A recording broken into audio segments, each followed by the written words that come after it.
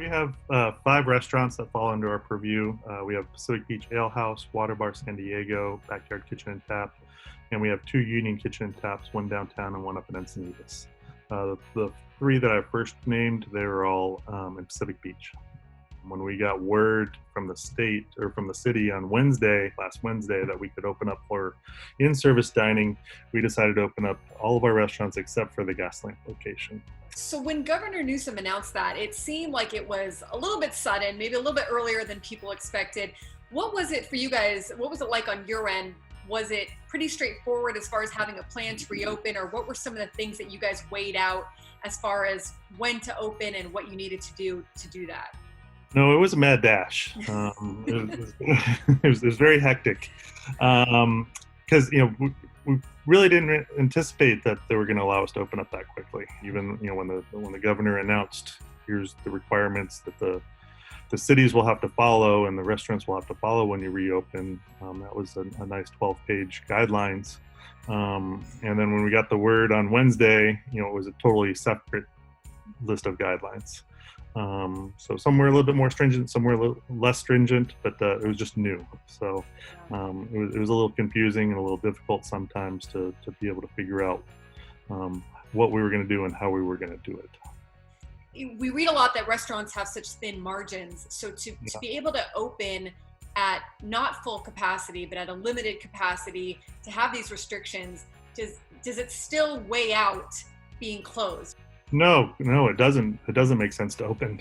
If strictly based on finances, no, it wouldn't make sense to open right now.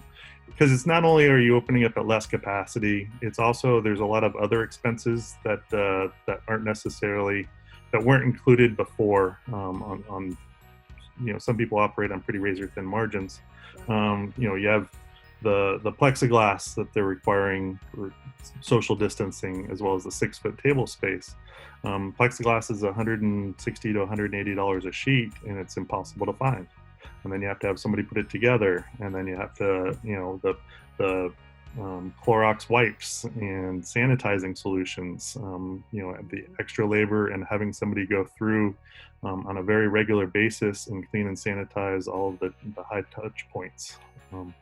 There's just more labor, more infrastructure, more everything involved, and with fewer people coming through the doors, it's definitely been challenging financially.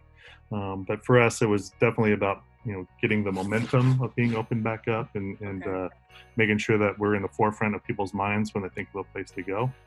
What's it been like for you to see some of these restrictions in action, and how have people taken to them so far? I was exceedingly pleasantly surprised at how well we were received when we opened back up. I thought there was going to be a lot of people who were trying to battle the new requirements for people going through. You kind of read in the news about people battling whether they have to wear face masks and going in and not, and trying to have debates with your staff.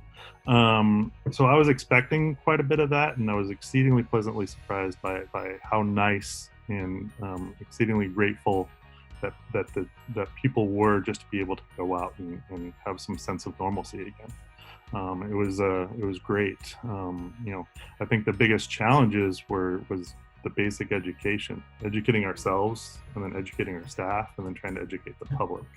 So we stationed, managers up at the front door at all of our locations, trying to, make sure that they were interacting with our customers who were before they came in through the doors, to try to educate everybody and make sure that everybody was on the same page once they got inside. We're trying to get online menus so everybody can use their own cell phones if they would like to.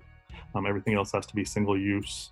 So there's a lot of pieces of paper that are floating around, or you try to do chalkboards, or whatever we can do to try to make it easy to express our offerings or showcase our offerings. Some of the other things are how often do you bus a table? You don't want to, you want to leave the tables alone, so there's less interaction. At the same time, it's a customer service business. So, how often do you interact with somebody, and what is that interaction like? So, it's a fine line, and it's a balancing act between trying to be able to provide great customer service and keeping ourselves and the customer safe. Yeah, you mentioned employees. How have they taken to this? Was it easy to get them to come back? We saw with unemployment, some of them were making more on unemployment in various industries across the board. Did you find any trouble in getting them to come back and be part of the restaurant, or safety-wise, even health-wise? Absolutely. You touched on all of them. It was a mad rush, like I said. So some people already had plans or were out of town.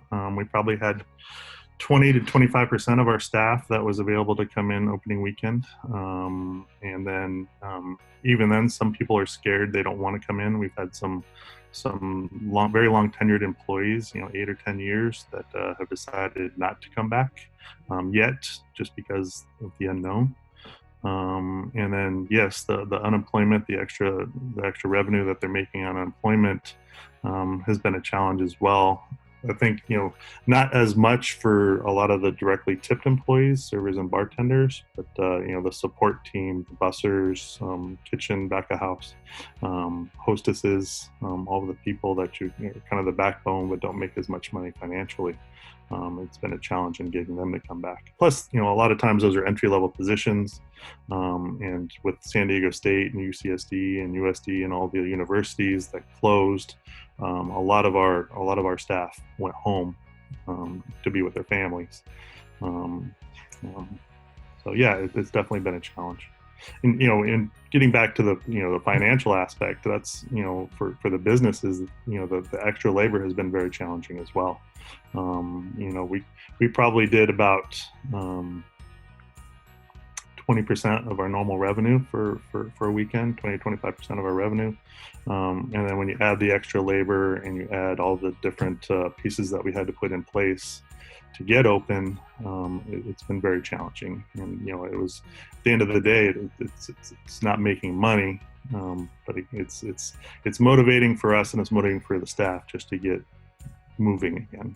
Are you encouraged as you look at this reopening, or are you discouraged with how far restaurants in general will still need to go to overcome the hurdles of this pandemic? Personally, I'm very encouraged. I think life happens and things change, and this is just another change that we'll go through. And I think that there's going to be a lot of changes that are going to be forever, and there's going to be some changes that are just here for the right now, but none of it is going to be bad changes. It's going to just be different. But I'm very excited for the future, and I hope most people, and I think most people do, they're looking at this as a long play. It's not just a short-term money grab. How can I get open and make as many dollars as I can today? Let's all be responsible. Let's do our part. Let's make sure that we're educating everybody, ourselves included, our staff, our customers, and make sure that everybody's on the same page. We're just excited to be open again and to be able to do what we do, which is provide hospitality and customer service to our guests, because that's what we do, and that's what we like to do, and it's exciting to be moving in that direction again. All right, if anybody wants to come to any of your restaurants, what should they expect? Like, bring their face mask, right? And just be prepared for some changes. Yes, bring your face mask. Please unfortunately, be prepared to wait. It's not just us, but because there's so few choices out there, and because there's so limited seating in all the restaurants that are out there, there's definitely less seating available. But be patient, and to try to be understanding and follow the guidelines. As we all are, because it's not just you, it's making sure that you're following the guidelines for your neighbor, your other customers who are coming through the door, and the people that we have working for us. We all have to be in this together, and that's the only way that we're going to be able to come out of it, is being together as well.